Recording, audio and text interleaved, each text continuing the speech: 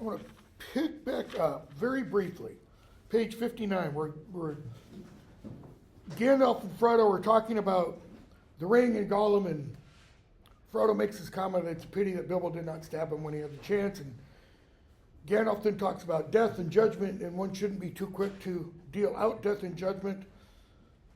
Why? Because once somebody's dead, you can't bring them back. I mean, that's the whole point in that, okay? And then he goes on and says, for good or ill, Gollum has some part to play in the end of the ring. He doesn't know what it may be. But he also wants Gollum to have the opportunity to do or become what? Redeemed, if you want to use spiritual language, healed, cured, made whole, made healthy, okay?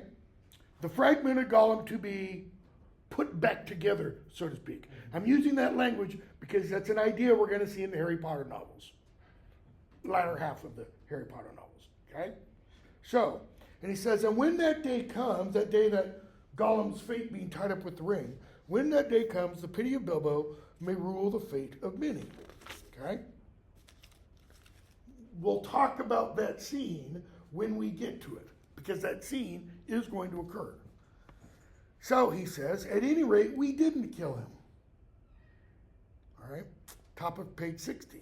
He is very old and very wretched. He says the wood elves have him in prison, but they treat him with such kindness as they can find in their wise hearts. Notice, he's not thrown in a gulag. He's not buried in a dungeon. He's treated with kindness and mercy. Okay? In fact, they're putting him in prison is an act of mercy. Why?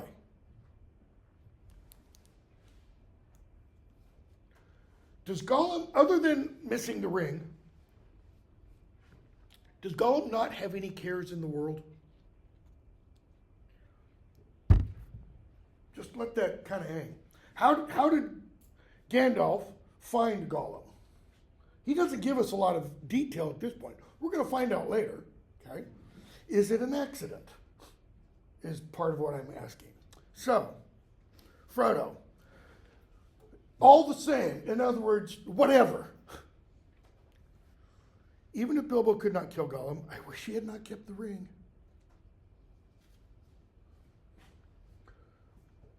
What does he mean by that? I wish he had not kept the ring. I mean, there are multiple levels to it, okay? What's the very top surface level? So it's going to be passed down to him. Yeah, what is that like saying today? I wish there weren't X problem in the world. I wish there weren't hunger. I wish there weren't cancer. I wish there weren't, in other words, I wish I had $1 million in my wallet. It ain't going to happen. Okay?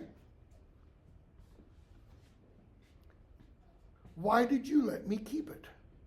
Why didn't you make me throw it away or destroy it?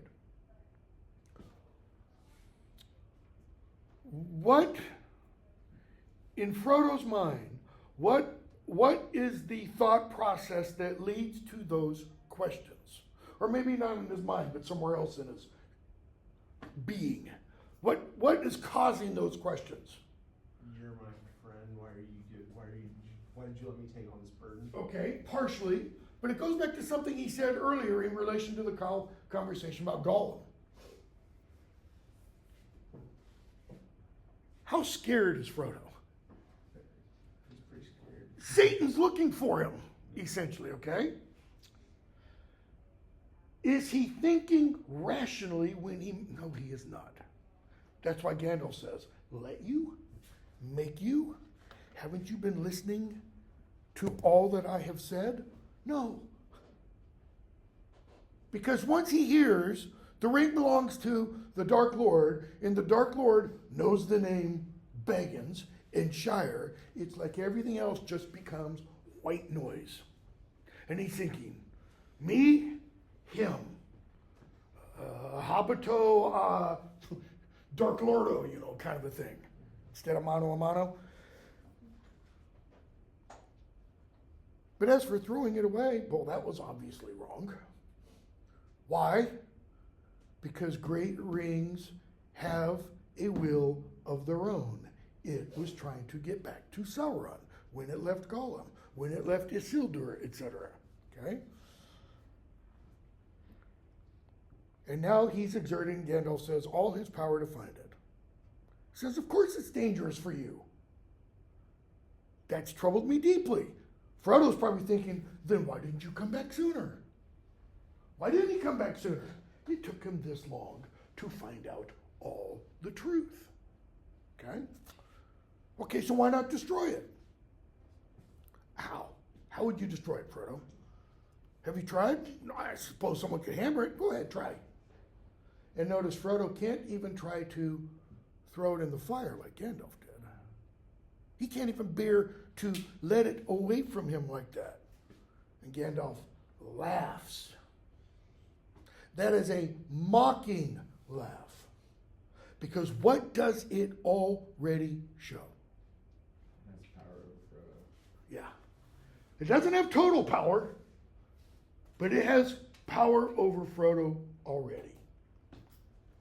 You see already, you too, Frodo, cannot easily let it go, nor will to damage it. Nor will does not mean, nor will to let it go, nor allow it to go. It means you do not have a will, a volition to damage the thing. He said, and I couldn't make you do it because if I did, making you do it would unmake you. He says, your small fire wouldn't even melt ordinary gold. In fact, there's not a fire in Middle-earth that could melt this, other than its source. It has to go back to its beginning to be what? Unbeginninged. Does that mean everything that has happened as a result of the ring's existence suddenly rewinds and is no more? Nope. Why? Actions have consequences, and they reverberate throughout time. So, he says there's only one way to find the cracks of doom in the depths of Orodru and the Fire Mountain and cast the ring in there, if you really wish to destroy it, to put it beyond the grasp of the enemy forever. Notice, it's not just go to Mount Doom or Orodru as its real name, find any old fissure and throw it in. It's got to be the particular spot where the ring was forged originally. Notice how Gandalf puts that. He says, if you really wish to destroy it, you, Frodo, the agent of destruction, Frodo, I do. We talked about this the other day. And then he immediately catches himself. Or rather, somebody else could do it. And that's when he then says, I am not made for perilous quests. What does it mean? Why isn't he made for perilous quests? What do heroes usually look like? Why wasn't, I'm going to pick somebody who, has been dead for quite a while. You might be familiar with him. Why wasn't Pee Wee Herman cast as Captain America instead of Chris Evans or Thor or pick your superhero? Because he's a scrawny little dweeb, that's why. Heroes are big, strong, rippling muscles, the whole 9 yards. What's Frodo? About 2.5 feet tall, midget, curly hair, doesn't wear shoes, not your typical hero. This is a link, by the way, with The Hobbit. The beginning of The Hobbit, we're told, the dwarves are looking for somebody to act as a thief for them. Why? Because there aren't any heroes around anymore. They've all been killed fighting dragons and things like that, we're told. So it's almost an anti-heroic story. Not in the modern sense of an anti-hero, though. So, he goes on, I wish I'd never seen the ring. Well, duh. Why did it come to me? Why was I chosen? Gandalf, such questions cannot be answered. Next. What questions really cannot be answered? Gandalf is saying. Because notice how each of those questions begin. Why? We don't know the why. You know, I was talking the other day about the Boethian stuff. Down here in the mess of life, you know, there's a Black Hawk. It hit an American Airlines jet last night in D.C. Everybody dead. Why? We might find the technical reason, pilot error, one of the two. That doesn't answer the why. That doesn't answer how could they even come at the beginning on an intersecting trajectory with all of the amazing technology we have in air traffic controller towers, on the planes, etc. There should have been warning lights and sounds going off in the cockpit of that plane. We don't know if they were, right? That's according to pilots posting on Twitter and former Black Hawk pilots and crew chiefs, etc., posting as such on Twitter. Such questions cannot be answered. Here's what I can say, though, Frodo. You may be sure that it was not for any merit that others do not possess. That is, there's not something special about you, Frodo, in terms of merit that you have and others don't. For example, not for power. Why? Because he's a midget. I'm not berating midgets, by the way. And I'm so old, you know, I don't even know if that's a non-acceptable term or not, so forgive me if it is. So not for power or wisdom. How much wisdom has Frodo shown in this conversation? He's kind of slow, man. He's not the brightest bulb in the box. In a classroom of 100-watt bulbs, he's like a 15-watter, at least at this point. What else? Not for power or wisdom at any rate, but you have been chosen. And you must therefore use, so he implies Frodo does have something, such strength and heart and wits that you have. You must use the puny little strength that you have, Frodo. Is he talking this or this? Intestinal fortitude. Strength, heart. What's heart? What is a word that we use today to describe people who run into burning buildings that comes from, is related to, the Latin word for heart? Cardiac? Courage. Courage. Heart. And what else? Wits. It's kind of like body, mind, soul. But I have so little of any of these. A moment of clarity in Frodo. I have little strength, okay, little heart, little courage. And I think he understands it means courage. And he's like, I'm a hobbit. Hobbits are not known for being courageous. Wit. I've proven to you, Gandalf, I'm not the... And then he does what? He flips the table. Will you not take the ring? By asking the question, what is he asserting about Gandalf? Gandalf has great strength and heart and wits. We definitely know he's got the wits. Okay? Wits doesn't just mean wisdom, it's intelligence. It's the ability to solve problems. He has that. Okay? Gandalf, no. So when he makes that offer, is he going, Gandalf, do you want the ring? No. He's saying, I don't have those things. You do. You take it. No, cries Gandalf, springing to his feet. Why is he springing to his feet? He's like a sprinter jumping into the blocks to get ready to take off. What is this? It's that he recognizes the danger of him taking the ring. Keep going. You've gone past the answer I'm looking for. It is embodied in that. This is a temptation. With that power, I should have power too great and terrible. For those who seek power, is there such a thing as power too great and terrible? What does the Grand Moff Turf, whatever his name is in Star Wars, say about the Death Star? When this thing is fully operational, it will be the most powerful thing in the universe.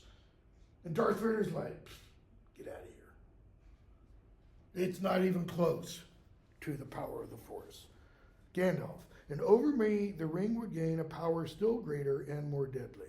His eyes flashed, his face was lit as by a fire within. Why? What could I do with this power? And he's not thinking, oh, I'm going to get Sauron. I'm going to torture him for an eternity. What's he thinking about what he could do with that power? What good can I do? Are there powers that we have in our world that we don't think of as powers? That are described as, with this, I can do so much good. Maybe it's with this research. I can stop. My wife had cancer. I can stop cancer. But what's the research involved? On and what kind of testing?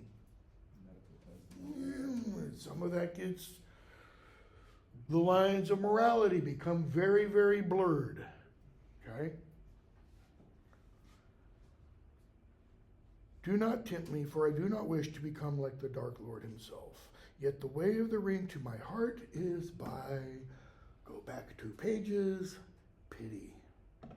Pity for weakness and the desire of strength to do good. Right? Don't you need to have power in order to do good? What is one of the justifications? And this doesn't matter your politics, by the way. What is one of the justifications for the United States remaining the lone superpower in the world? So that we can project our sense of goodness. So that we can help other nations and such. Okay? Is there a dark side to that? What if they don't want it? What if our understanding of what is the good is not the same as theirs? Then it becomes what? It's not beneficent or benevolent. It's dictatorial. It's tyrannical. Do not tempt me. So, no, do not tempt me. Do not tempt me. I dare not take it, not even to keep it safe unused. Why not? Because eventually he'll use it. If you have the power, what will happen? Here's an example. We've had all kinds of verbal attempts, so to speak, and even some written things to rid the world of nuclear weapons.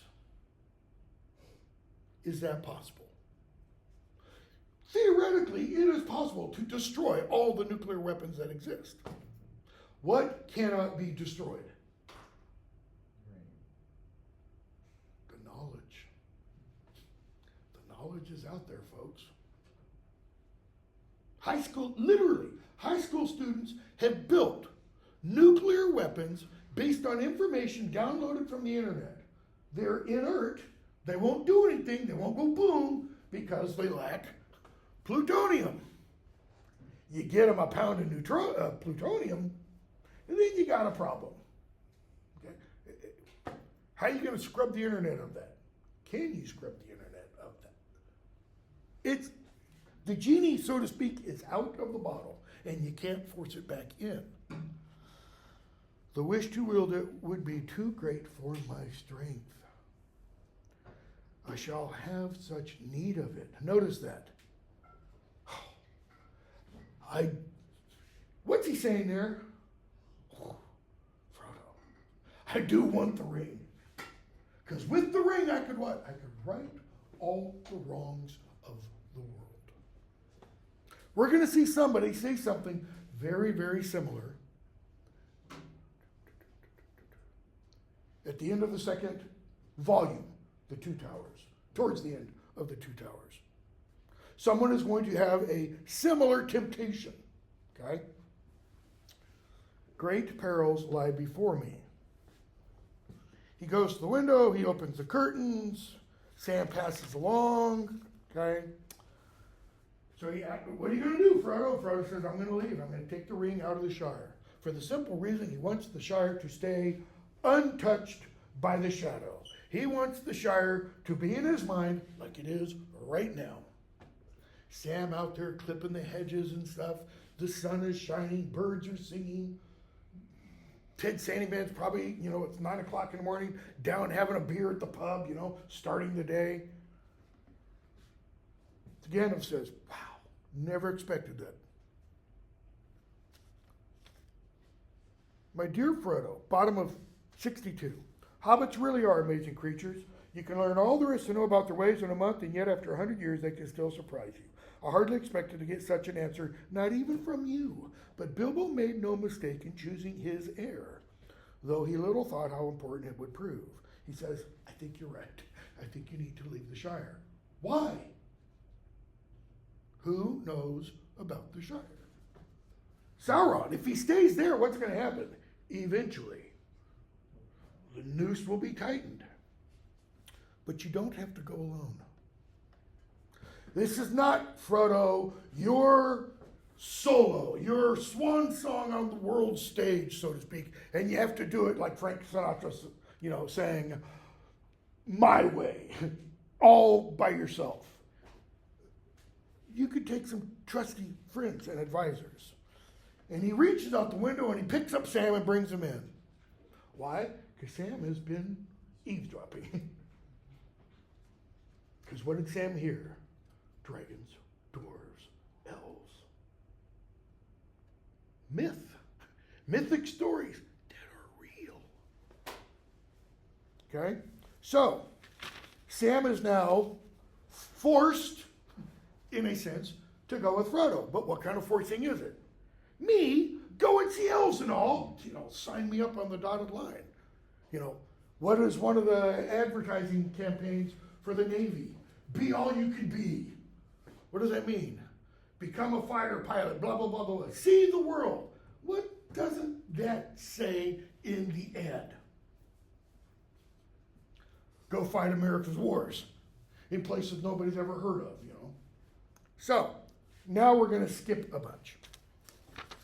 The chapter, 3 is Company, is about what?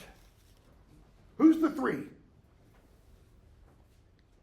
Frodo, Sam, they're leaving, and Pippin. Okay? Where are Frodo and Sam leaving the Shire for? It's still kind of the Shire. It's on the borderlands. Crick Hollow, where Frodo has bought property. He's going to sell Bag End to the SBs. Okay? And they're going to leave. Sam's going off with them as his gardener/servant and such. Middle, British, upper and lower middle class culture. Okay? Frodo's the master. Sam is his dutiful servant, like his butler. Okay? 3 is Company. And Pippin's going with them. Merry is involved, but Merry has gone on ahead to help get the place all set up, along with Fatty Bulger, who's there. Chapter 4, we're going to skip most of. Shortcut to mushrooms. Okay. One thing in that chapter, very early on when they leave the Shire, what does Sam see? In fact, it's the very night that they leave the Shire. Maybe that chapter, maybe the previous one. Black Rider. He sees a guy all in black, and he asks Sam's dad about Baggins. The old gaffer says, they moved, not here anymore. Sam rushes off, tells Frodo, okay? Shortcut to mushrooms. They now know there are Black Riders, they don't know how many yet, after them. Does Frodo know who the Black Riders are at this point? No. He doesn't, 15 watts, man. He doesn't make that connection with those kings that Gandalf talked about. So they go through Farmer Maggot's land. He gets captured. He's afraid because, as a kid, he used to steal mushrooms and such, and Farmer Maggot would send his pit bulls out on him, essentially. Farmer Maggot talks about some strange goings on. Okay. Black Rider came to him, said, don't know nothing about no hobbits, Bagginses, etc. They finally get to Crick Hollow, have a good baths and all that kind of stuff. In chapter 5 it is, I think, a conspiracy unmasked. What's the conspiracy? That Sam, Merry, and Pippin all knew about the ring way before any of this is going on. They've seen Bilbo disappear. They've seen Frodo disappear. Frodo's walking down the road and the Sackville Bagginses are coming, and they've seen from a distance Frodo disappear. Now you have to understand something about hobbits. If they don't want to be seen, you can't see them. And I don't mean they go, I'm invisible. It means they can move very stealthily, very quietly. They can hide in bushes and things like that without being noticed, okay? So the conspiracy is, Frodo, we know all about the ring. Surface level. We know you have this ring. We know it makes you invisible. That's all they know. Other than what Sam has heard. It's not clear that Sam has explained everything about the ring to Merry and Pippin. It's not clear that Sam heard all of the conversation in the shadow of the past. Okay? That's only part of the conspiracy, though. What's the other part? Is it Merry and Pippin coming with them? It's not just Frodo and Sam on their way. Why? Strength in numbers. And they think, you two guys will get lost immediately. Okay? So they get ready to leave Crick Hollow. In chapter 6, they go into the Old Forest. Why do they take a shortcut through the Old Forest? To not be seen. So they will not be seen by the Black Riders. They're not going to go on the open road, with like big signs, Frodo Baggins, ring bearer. Why else? Who says it's safe to go through the Old Forest? Nobody. No. Merry Brandybuck. He lives in that area. He goes, we go in the Old Forest all the time. Okay? So they go into the Old Forest, and they sit down by the Brandywine River, and what happens to two of them? They get captured by like an ant. They get captured by, like an ant, Old Man Willow. Opens up, swallows them. Frodo cries out, help, help, Obi-Wan Kenobi. Like there's nobody there. And a guy comes in, 118, 119, singing. And we're told, and we get the song, page 119. Frodo and Sam stood as if enchanted. This is an example in the novel of what that Tolkien describes on fairy stories. Magic.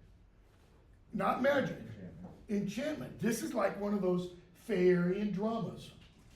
They've just met, not within the world of Middle-earth, a literal elf, but they've met something that is not like us. Okay? And other, so to speak. Who is this character? Tom Bombadil. Why is he not included in the film version? Maybe he's in the extended director's cut. I don't know. I've never watched it because I watched as much as I could of the film versions and stopped watching them altogether. Because ultimately, he has nothing to do with anything to do with the ring. Prior to The Lord of the Rings being published, Tolkien wrote a collection of tales and songs called The Adventures of Tom Bombadil, published in 48 or 49. I don't remember the exact date. And they're kind of silly songs and things like that. Tom Bombadil, as a character, doesn't really belong in Middle-earth. Tolkien's right on along. And for some reason, Tom Bombadil just gets dropped in, okay? So Tom saves the hobbits, takes them to his house. They meet his wife, Goldberry, who is the, daughter of the river, something like that. They get all cleaned up, okay? Frodo has a dream, page 127. Skipping a bit.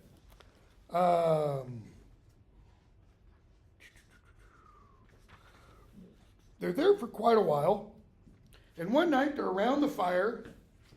They've had something to eat and drink. This is 130, 131 in the book.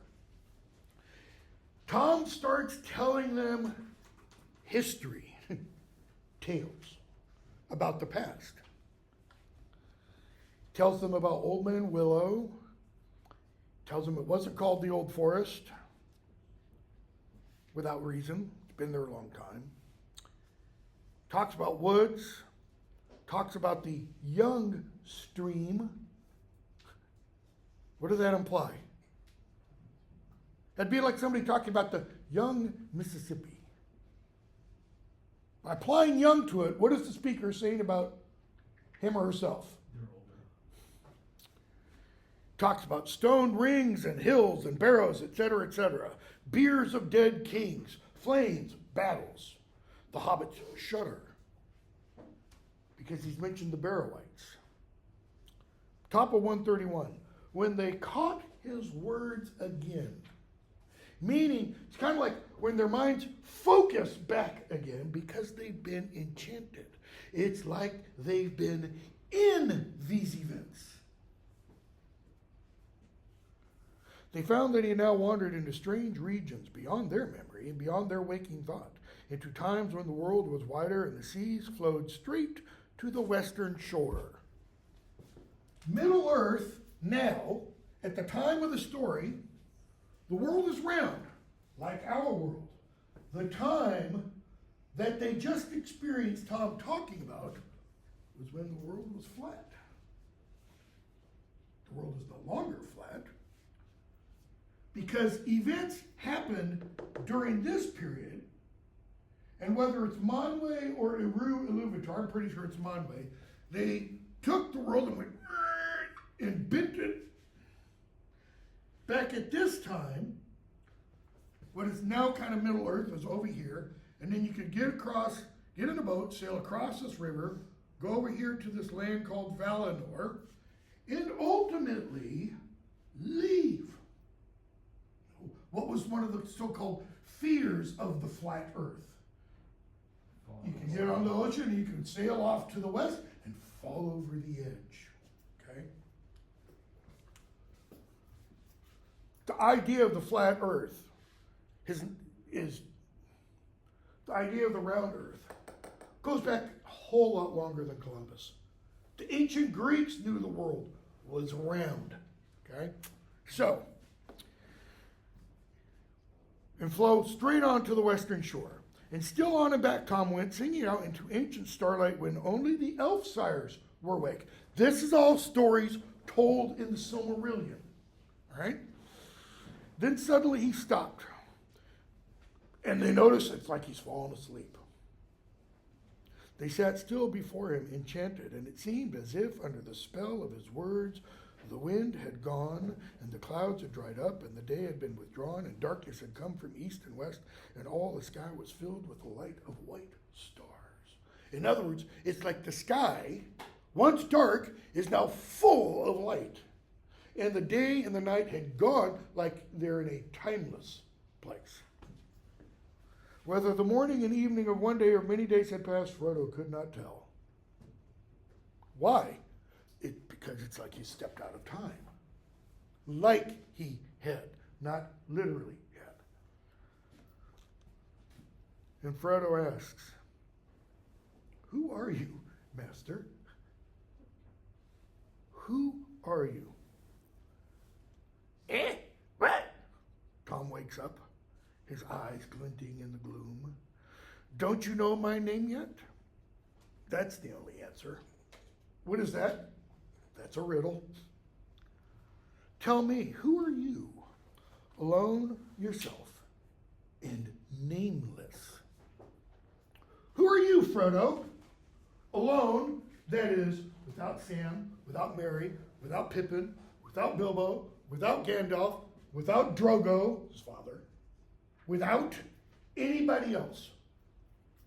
Who are you, alone, yourself? Huge philosophical question. What is the self? And nameless. What are you, nameless? What is your existence? Well, none of us are alone. Why? Mom and Dad, Grandma and Grandpa, Grandma. We all are utterly dependent. Like this thing is dependent. What does that mean? From a pendant. It hangs from. All of us hang from somebody else, who hangs from somebody else, who hangs from somebody else. Go all the way back to the beginning, whatever that beginning is. What's his point? What do you mean, who am I? He goes on. But you are young and I am old. Notice, not you are youngest and I am eldest, because those are specifics. You are young is just general, and I am old. And then he says, eldest. That's what I am. What does eldest literally mean? That which beyond there is nothing older. The oldest. Mark my words, my friends, Tom was here before the river and the trees. So we're talking eons, right? We're talking geological time. Tom remembers the first raindrop and the first acorn.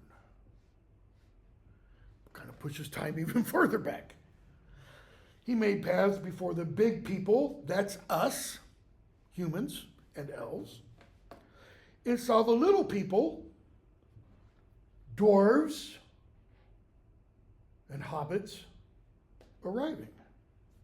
He was here before the kings and the graves and the barrow-wights.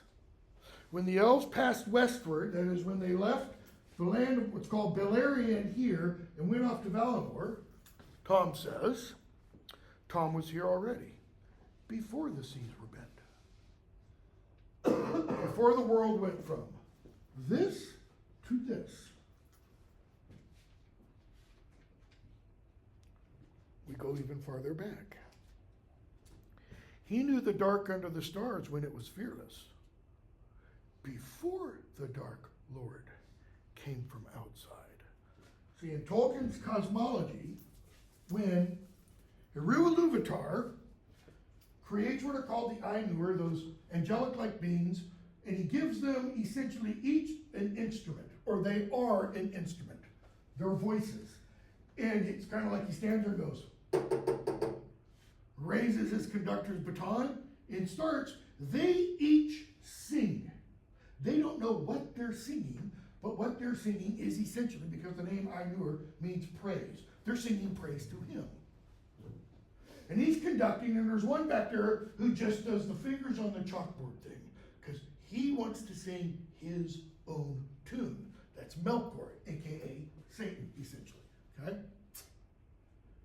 And then this happens 3 times, and then finally Eru Ilúvatar stops it. And he goes, now let me show you what you've sung. They're like, what? He goes, oh, you didn't know this, but you were creating. And they created the universe.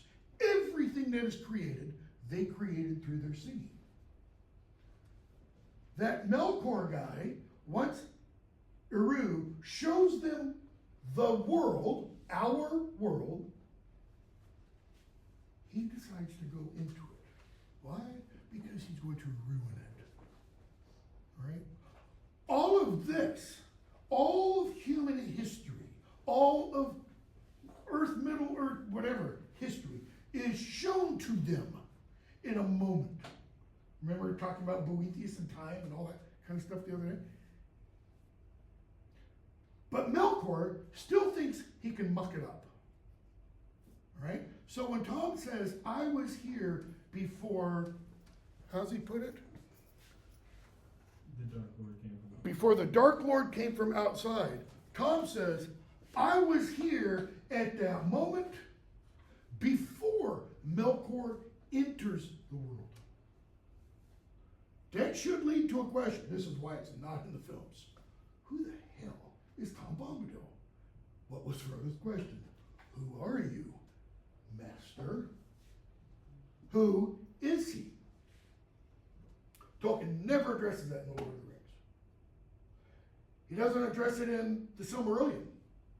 It's only addressed in a few of his letters. And in one of those letters, he essentially says, Tom Bombadil is a spirit of pacifism. Because we're going to see in a moment, he's going to do something with the ring. Spirit of pacifism, which is ultimately, I'm not getting involved. My honest opinion, I don't think Tolkien really knew. But I think something from his, the inner springs of his soul was coming out to there. My guess, I think Tom Bombadil is a manifestation of Eru Ilúvatar. In what sense? Tolkien's Catholic. You do not have a trinity in Tolkien's cosmology, but in Catholicism, traditional Christianity, you do. Everything that's made is made, according to traditional Christianity, by God. How? God, broadly speaking, through Christ, the second person of the Trinity, the Logos, the Word. That means organizing principle by the proceeding of the Spirit. It's the Spirit that hovers, we're told, over the face of the deep. I think he's a manifestation of the Holy Spirit. I could be entirely wrong. Tolkien never addresses that in his letters. Okay? Let's go on. So, they don't get any more from Tom out of that. And so they talk about the ring a little bit. Bottom of 132. Tom says, show me the precious ring. Okay? And Frodo, to his own astonishment, drew out the chain from his pocket and, unfastening the ring, handed it at once to Tom. Now, notice how that is put in the book. Notice spelling, punctuation, all that kind of stuff. Show me the precious ring. It's an exclamation. That means it's a command. Frodo's like, yes, sir, mister. Okay? Tom holds it. It lays for a moment in his hand, seems to grow larger. He puts it to his eye and laughs. Tom puts the ring around the end of his little finger and holds it up to the candlelight. Notice what immediately did not happen. He doesn't turn invisible. Notice, for a moment, the hobbits notice nothing strange about this, and then it hits them. He spins the ring in the air like he flips it with his thumb, and it disappears. Frodo cries, and Tom hands it back to him. In other words, magic trick. Domination of wills and things. Notice the ring has no, we're going to hear this language used later, control over Tom. Okay? Frodo looks at it. Looks like the same ring. And he has to make sure. And Frodo puts the ring on and starts to make his way out. And Tom says, hey, stop there. Come back, Frodo. Yeah, I can see you.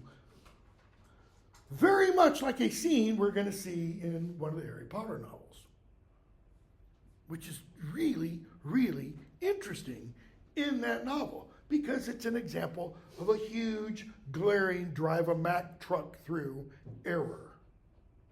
Okay? So take off your ring, come back. So he comes back, Tom talks to them. He gives them directions, okay, how to get to the east-west road, make their way to Bree. He tells them as they go through the downs, the Barrow Downs, don't go up on the mounds. Barrows are burial mounds. Go to Stonehenge today. Take a study abroad trip. Go to Stonehenge. Look at the pretty big rocks. I remember once being in London. I was at the National Gallery, and there are these Americans ahead of me, and like a father was talking to his son or something. He's like, I don't get it, you know. They're just a bunch of stupid rocks, and I'm like, you moron. They're not just a bunch of stupid rocks. Anyways, look at Stonehenge, and then turn your back and look away from Stonehenge. And if you take the time, you will count about 20 or so burial mounds. These aren't just like, you know, graves with about 1.5 feet of dirt piled over it. Some of these are 50 feet tall and 100 feet in diameter. Because there have been a few found in England where entire ships are buried. Like a 90-foot long ship by 15, 20 feet wide, covered over with dirt. All right? Stay away from those and the standing stones on top of them. They don't. Fog comes, fog like we sometimes get here, where you can't see your hand in front of your face. And what happens to them? They get captured by a barrow-wight. That is, the standing stone serves as an opening to another world. It's not another world. It's the invisible side of our world. It's the part of our world that you become ultimately part of if one of the rings of power takes total control over you. It's the twilight, so to speak. Okay? And we see what happens to them while they're in the barrow. Page 141. Frodo sees Merry and Pippin, they're bound. He sees Sam. And Frodo has the thought, I could escape. I could slip on the ring and I can escape. But he doesn't. Why not? Because of his love for Sam, Merry, and Pippin. Okay? But the courage, bottom of 141, that had been awakened in him was now too strong. The courage, the heart. He could not leave his friend so easily. He wavered, groping in his pocket, and then fought with himself again, and as he did so, the arm crept nearer. Why was he reaching in his pocket? The ring. Suddenly, resolve hardened in him. He seized the short sword that lay beside him. He doesn't use the ring, because if he uses the ring, what happens in that spot? He becomes fully visible to that thing, the thing creeping near him. He finds a sword, and he hews at the arm crawling near the wrist. The hand breaks off. The sword splinters, it breaks. There's a shriek. Frodo falls, and he remembers Tom's song that Tom taught them if they get captured. Okay? And Tom comes and rescues them. Page 143. He gets them all out in the sun, and then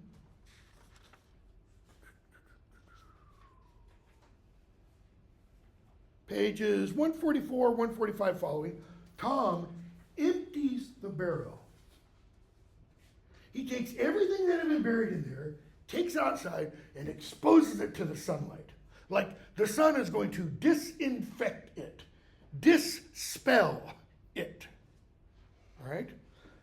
But he does one other thing. He gives each of them something from the barrel. This is really, really, really, really, really important because it leads to a eucatastrophe later on. A major eucatastrophe. Okay? He gives them swords, daggers, swords to them, because, you know, a dagger, which is a knife like this long, if you're 2.5 feet tall, that's a sword. Okay? Marvelous workmanship and such. And we're told, top of 146, he says, old knives are long enough as swords for hobbit people, and he told them that these blades were forged many long years ago by men of Westernessa. They were foes of the Dark Lord, enemies of Sauron, but they were overcome by the evil king of Carandum in the land of Angmar. Tom says, if you remember them, he remembers it like it was an hour ago.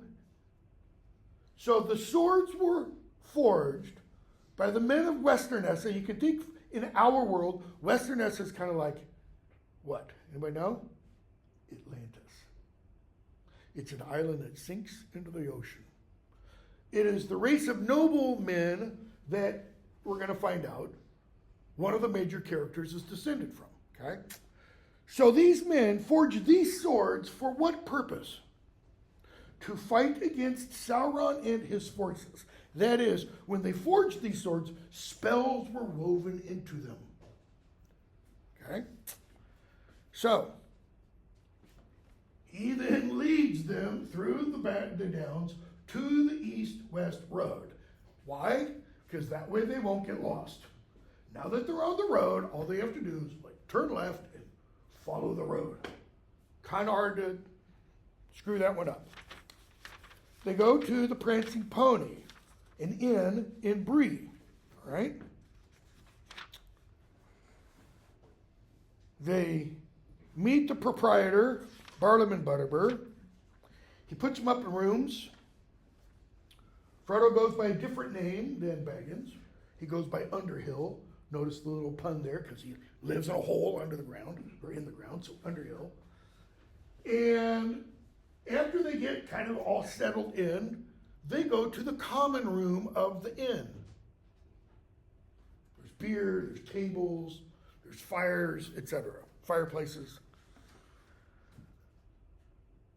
Frodo sits off in the back, kind of in the shadows. He doesn't want to be seen.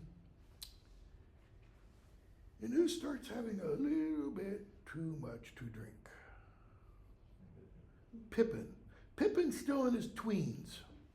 He's in his 20s. The implication is Sam and Mary are not. They're in their 30s. Okay? Pippin's the youngest. He gets up on a table. He starts dancing and singing and telling stories. And this guy Frodo is standing to says, you better do something about him. So, Frodo, page 157, that's when this man named Strider says this. So, Frodo goes over, he jumps on a table, starts acting a little tipsy, and sings a long song. Okay? Song gives us the story behind the old nursery rhyme about the man and the moon and such, and the cat and the fiddle. And as Frodo does all this, he sings more. They give him another round of drinks. And at one point, still standing on the table singing, he puts his hand in his pocket. It's not like a chest pocket. It's not like his waistcoat or waistcoat vest pocket. It's breeches pocket. Puts his hand in, and his finger just kind of, oops, slips into the ring, and he disappears. Bottom of 160. Frodo felt a fool. Not knowing what else to do, he crawls under the tables. Nobody can see him. He's still invisible. Dodges legs and stuff. And he pops up next to Strider. And they're like, where is he? Where is he? And Frodo's like, I'm right here. Strider, 161. Why did you do that? Worse than anything your friends could have said. You have put your foot in it, or should I say your finger? Frodo, I don't know what you're talking about. Okay? So, he calls Frodo by his real name and says, I need to talk with you. Chapter 10, Strider. They go off to Frodo's rooms, and Strider talks to him about their journey, implies a little bit of he knows what their journey is. Page 165. He says, maybe I know more about these pursuers, Black Riders, than you do. You fear them, but you do not fear them enough yet. He says, tomorrow you'll have to escape, if you can. I can take you by paths that are seldom trodden. That is, I know secret ways. Okay? And Sam kind of strides up, steps up between Frodo and Strider. Says, with your leave, Mr. Frodo, I'd say no. This Strider here, he warns, he says, take care. I say yes to that, and let's start with him. How do we know he's what? Not working with the enemy. How do we know he's safe? Okay? He comes out of the wild. I never heard no good of such folk. What does Sam mean by that? He comes out of the wild, and I never heard no good of such folk. Notice double negative. It's intentional. It's emphatic. Sam's what we would call today xenophobic. He doesn't like strangers. He doesn't like outsiders. It's us and them. Only problem is, where is Sam now? He's in them's territory. He's no longer in us's territory. He knows something, but he won't tell us. Okay? Frodo says, I don't think you're right, Sam. There's something about him. It's different. Okay? Bartleman Butterbur bursts in, 65, 66. I got a note for you. I was supposed to deliver it. Slipped my mind. When was he supposed to deliver it? Long time ago. Okay? When was Frodo supposed to leave the Shire? Pretty much right after Gandalf left, after explaining all about the ring. When did he leave the Shire? Much later, like 2 or 3 months later, okay? So, Bartleman's like, what are you doing hanging around with Strider? Not sure about him, okay? So, Strider then engages with Bartleman in banter. Are you going to protect them? Or you going to lead them on? He goes, I'm not going to leave the Bree. Too dangerous. Okay? Frodo finally reads the message that Gandalf left behind. It is dated Mid-Year's Day, Shire Year, 1418. Mid-Year's Day would be middle of June sometime. Okay? Go to Rivendell. There I hope we'll meet again. If I do not come, Elrond will advise you. Don't use it again. So when Gandalf writes this letter, somehow he knows. He either knows Frodo has used the ring, or he's pretty sure Frodo will have used the ring by the time he gets the letter. Okay? And he says, oh, by the way, about Strider, make sure it's the real one. 859. And he writes a poem. All that is gold does not glitter, not all those who wander are lost. The old that is strong does not wither, deep roots are not reached by the frost. From the ashes of fire shall be woken, a light from the shadow shall spring. Renewed shall be blade that was broken. The crownless again shall be king. Okay? Frodo looks to Strider, and says, why didn't you tell me that you were Gandalf's friend at once? It would have saved time. Would it? In other words, would you believe me? His real point is, why would you believe me? What would be the proof? Okay? He says, also, I kind of hope that you would accept me for my own sake. That you just look at me and go, I think I can trust you. So, Sam jumps up again, ever distrustful. How do we know you're the real Strider? You never mentioned anything about Gandalf before. What's he asking for? Show me your ID. Show me your papers. You might have done it in the real Strider, took his clothes. What have you to say to that? Okay, now think, this is Sam. He's the quote-unquote common gardener. He's not paid to think. What is Sam doing? This is pretty smart. He's putting himself in front of Frodo, between Strider and Frodo. Not like he's going to be that big of a defender, so to speak. But he's asking for proof. He's demanding, show us that you are really who you are. So what do you have to say to that? Strider stands up, says that you're a stout fellow. But if my only answer to you is this, if I killed the real Strider, I could kill you. And he stands up, and he's like this tall, and Sam's like this tall. He's like, what are you going to do to stop me? But I am the real Strider. I am Aragorn, son of Arathorn, and if by life or death I can save you, I will. That is Aragorn, essentially, not literally, essentially pledging allegiance to Frodo and his quote-unquote quest. And Frodo says, it's an important little detail, I believed you were a friend even before the letter. You frightened me several times, but not in the way that the servants of the enemy would, or as I imagined it would. I think one of his spies would, seem fairer and feel fouler, if you understand. Seem fairer. Look on the outside, more trustworthy. But something would make me feel edgy. Notice, Aragorn restates that. He says what he thinks Frodo meant by that. Oh, I get it. I look foul and feel fair. That's what you mean.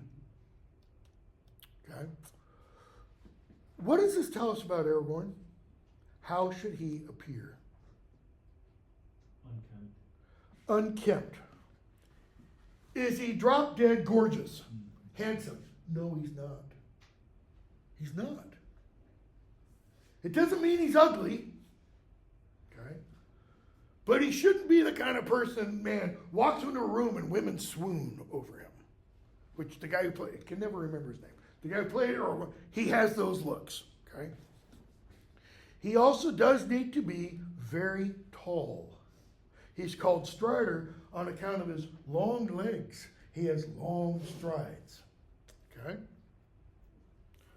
We find out, if you read the appendices, Aragorn, at this point, he's 87 years old. But he doesn't look like an 87-year-old looks in our world. He looks about the age of, except he uses all kinds of stuff on his face. I was going to say Chris Hemsworth, because Chris Hemsworth's about 45. But, Hollywood, facial, does all that kind of stuff. This is the guy who spends all his life where? Outside. He's weather beaten. He's tanned. He's dirty. Okay? So, Strider explains how the verses apply to him. They go with his name. So they talk, and Strider tells them where they're going to head to, where they're going to head to. Ultimately, it's Rivendell. But he says on the way to Rivendell, we're going to go to Weathertop. He explains Weathertop is the remains of an ancient fortress on the top of a mountain. Why are they going to make for there? It's a strategic reason. Higher elevation means what? Wider perspective. You can see everything, okay? So some things happen during the night. Merry comes in, or is brought in. He's come under the black breath, so to speak, was captured temporarily by a couple of black riders. So Strider said, you guys are not safe to stay in the rooms you were going to stay in. We all need to stay in one room. In the morning, the prancing pony has been ransacked, so to speak. The rooms they were in are demolished. All the bolsters, the fake little dummies they put in the beds have been stabbed and such. And they leave the next morning much later than they planned, because now when they leave, it's like there's a ticker tape parade. Everybody's saying, cue Princess Bride, have fun storming the castle, kind of a thing. And they make their way out. I'm leaving Bill Fernie and Bill the Pony out for a moment. Okay, so they make their way out. They get to Weathertop. And Strider notices something on the ground. There's a stone, and the stone has a G rune. Rune is a form of writing made for carving, okay, in 3.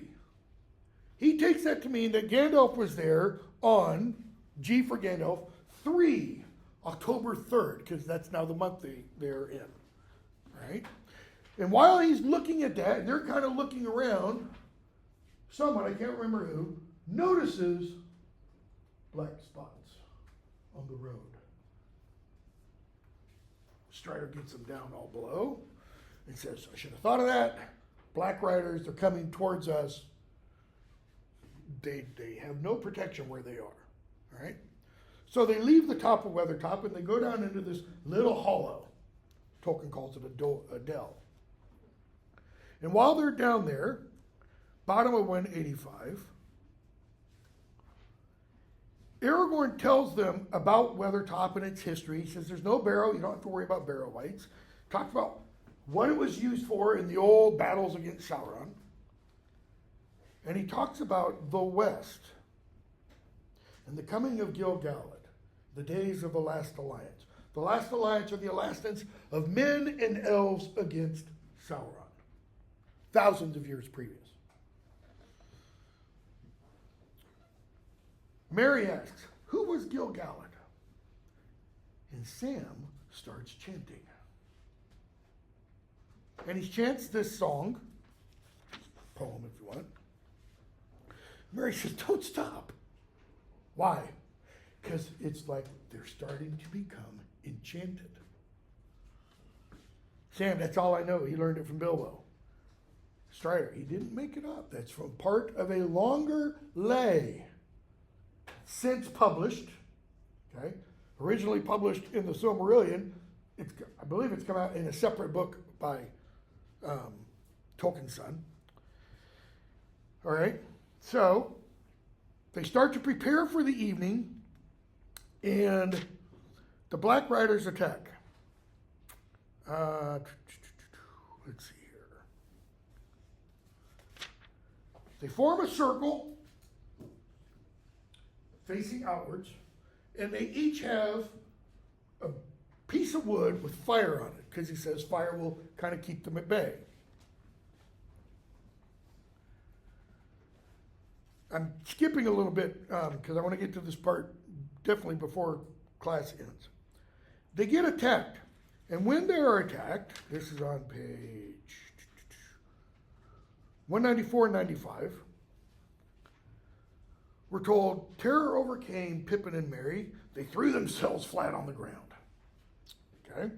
Sam shrank to Frodo's side. That is, he goes to Frodo's side and kind of does this, almost like he's hiding behind Frodo. All right?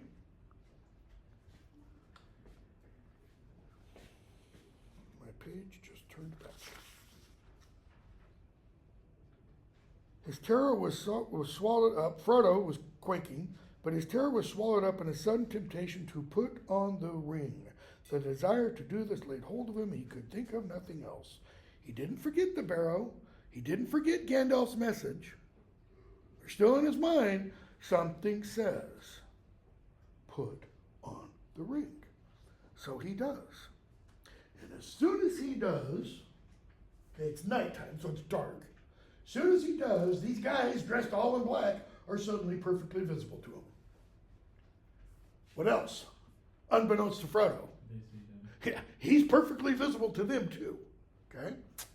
He pulls out his little sword, throws himself on the ground, cries out, O Elbereth Gilthoniol, and he strikes at the feet of his enemy, and he gets stabbed. Okay? Now let me back up for just a moment. Just before that, a few hours before that, page 191 to 193. So we had Sam sing a little bit about Gil-galad.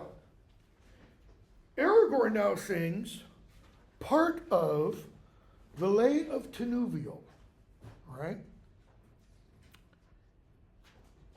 It's a long tale. This is a little teeny bit. And he says, The end of it is not known. He doesn't mean the tale as it was originally composed is broken. He means the story goes on. Okay? And he says it is a fair tale, that it is a beautiful tale, though it is sad, as are all the tales of Middle Earth. Okay? Middle Earth here means the world of this novel. It doesn't mean our world. Because this novel doesn't have what Tolkien talked about at the end of the fairy story essay. It doesn't have the Christian message. There is no Jesus. There is no Savior. There's really no afterlife. When you go to the halls of the dead to be with your fathers, etc., that's just all euphemism for you die. All right? There's only one group of people who can go off to the dead, get healed, and come back. Elves. Elves are reincarnated. And it just goes on and on forever within this world. Okay? In the Silmarillion and in the drafts for the fairy story essays, Tolkien says that will end at some point.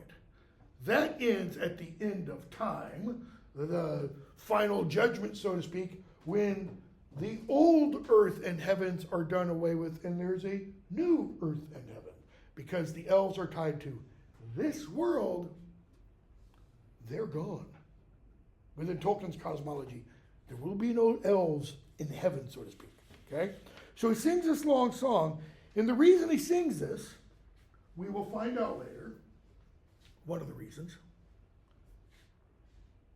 it's totally tied up with the whole story. That is, the tale of Beren and Luthien is part of this tale.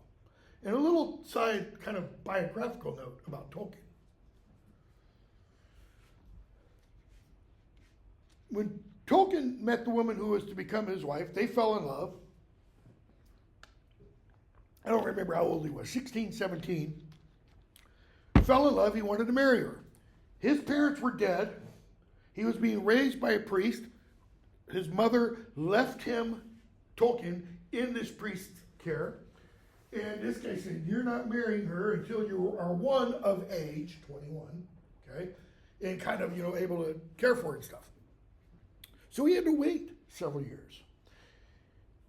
When he finally comes around and writes the stories of Beren and Luthien, it becomes clear much later in life. Tolkien imagined himself as Beren. I don't mean massive warrior defeating evil. In terms of the love affair. The tale of Beren and Luthien is it's not Romeo and Juliet, because they're idiots and commit suicide. It's like the greatest fulfilled love story in the world. Tolkien is Beren, his wife is Luthien. How do I know that? Go to his grave, and you'll see on their headstone, she died before he did, J.R.R. John Ronald Reuel Tolkien, Beren. Edith Pratt Tolkien, Luthien. He writes this long love story, and essentially it's about he and his wife, okay? So, Frodo puts on the ring, he gets stabbed, he stabs one of the Dark Riders, they wake up, Aragorn realizes Frodo is wounded, and he goes off for a bit, finds some plants, is able to give Frodo some relief, and we have the chapter Flight to the Ford, right? So they start making their way.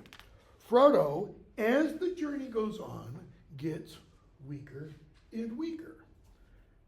Strider explains there's probably a little piece of that sword that struck him broken off. And it's doing what? It's killing him. Take that back. It's corrupting him. It's overtaking him. It will make him fade eventually. Not eventually 20, 30 years. couple of weeks, right? So they make their way to the Ford of Bruin. The Ford of Bruin, you've got a river. Rivendell is on one side, and the wilds are kind of on the other side. A ford is where there's a crossing place, okay? As they make their way, they come across a cave. And they realize it's a troll cave. They come across stone trolls. These are the exact same trolls that figure in The Hobbit. Okay? So one thing they do know, this isn't safe territory. Just because these trolls have been turned into stone by staying awake until the daylight shines on them, doesn't mean there aren't other trolls in the area. So, they keep going on. Sam sings more songs. They go down into the woods. And they hear bells. Now, what do the hobbits immediately think? Bells, like the bells on a horse's harness. Dark riders. What's Aragorn Strider explain? Probably not wearing bells. They're not going to announce themselves, An elf shows up.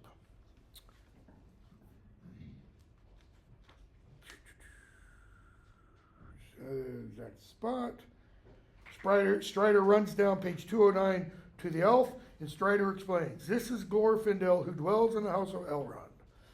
He says, "Hail, well met at last," said the elf lord to Frodo, not just the elf. Glorfindel isn't just your average day, ordinary, common elf. He's high-ranking, powerful, right? He says, "I sent from Rivendell to look you," Frodo asks. "Did Gandalf reach Rivendell?" "No, can't say that." So, they talk a bit. Sam explains that Frodo is sick. He can't go on riding. Glorfindel says, "Not a problem." Okay. Glorfindel puts Frodo on his horse. Frodo says, "I can't do that." He goes, "You don't need to worry about it. You won't fall if you're on my horse. And if dark riders come after us, he will get you to safety." Okay. 2:12, 2:13. 2:13 is when they see the Black Riders coming. How many? All of them. They're not coming right behind them. They're doing this. Pincher action. They're going to cut them off at the ford. Okay? So Glorfindel yells to Frodo, "Ride, get going." And Frodo's just sitting there. So he speaks to the horse. And the horse rides on. Frodo gets to the ford before them. He gets across the water, stops, turns around. So now he's facing his attackers who are coming, gathering on the other side of the river. And we're told, page 214. Suddenly the foremost rider spurred his horse forward. It stopped at the water, raises up on its hind legs. Frodo sat upright, brandished his sword. Pulls out his little sword.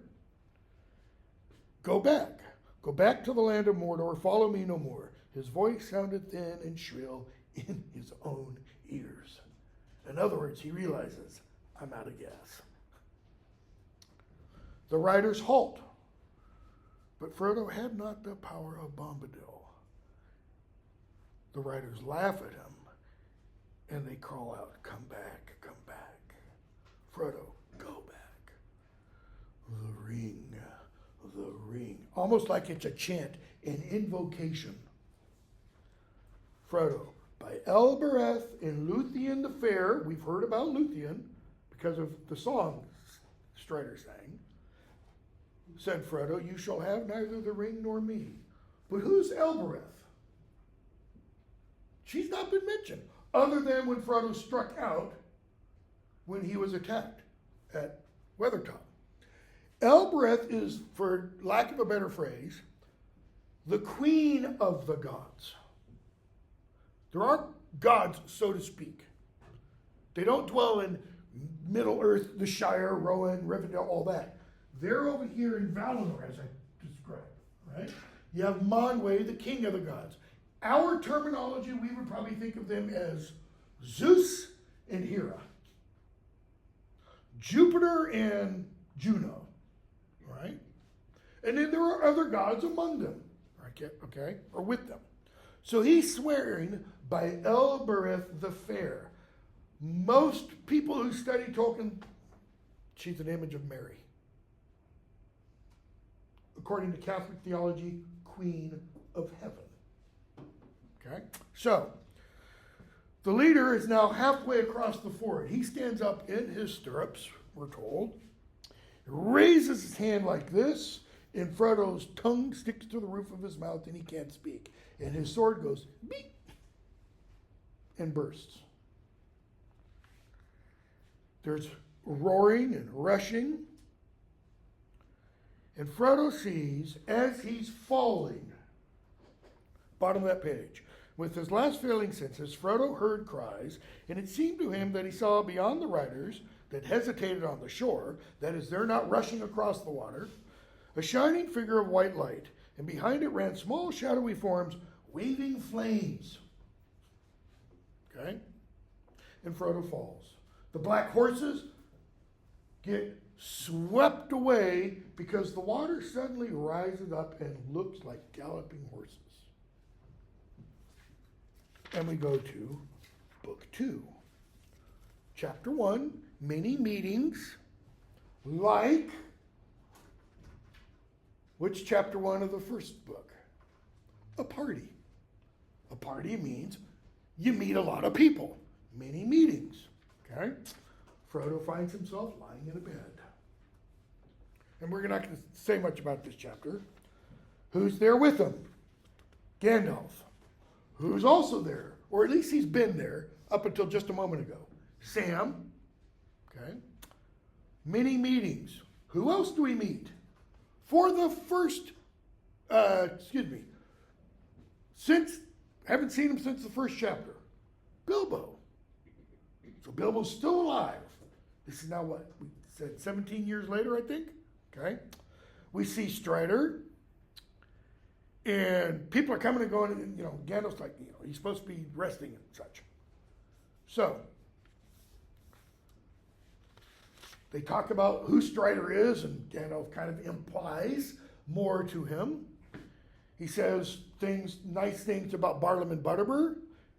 It's like kind of like, he might have things driven out of his mind, but he's one of the wisest, people you will meet. And then Frodo asks about what happened at the ford. And he asks, is Rivendell safe? Bottom of 222. Yep, at present. He says, the elves may fear the Dark Lord, I've got 1 minute, and they may fly before him, and never again will they listen to him or serve him.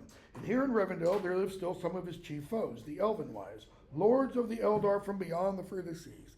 They do not fear the ring-wraiths, for those who have dwelt in the blessed realm live at once in both worlds. Those who have dwelt in the blessed realm, Valinor over here, okay, live simultaneously there and here. And against both the seen and the unseen, they have great power. He says, I saw a white figure. Was that Glorfindel? You saw him for a moment as he is upon the other side. Meaning, you saw Glorfindel upon the other side means as he really is. Implying what? There is a power and a greatness to him. He wears this kind of stuff for what? To cover it up. To give him form, so to speak, not literally. Here, in Rivendell, in the Shire, in Mordor. Okay, we'll stop there. Pick up, and I'm still hoping to finish fellowship on Tuesday. If we don't finish it, we will almost finish it. So if you haven't finished it, finish it. I'm going to, I'll post a quiz. I'll post 2, actually. I'll post the sample one. That'll just be extra credit. So however you do on it, the points will be extra. And then I'll also post the real one. They'll be posted simultaneously. I would take a look at the first one, see how they work, and then do the second one. All right, have a good weekend. Firdaus came in. Who else came in late? Mason. Louder? Mason Huffman. Huffman, there you are. Thank you. And there's Firdaus.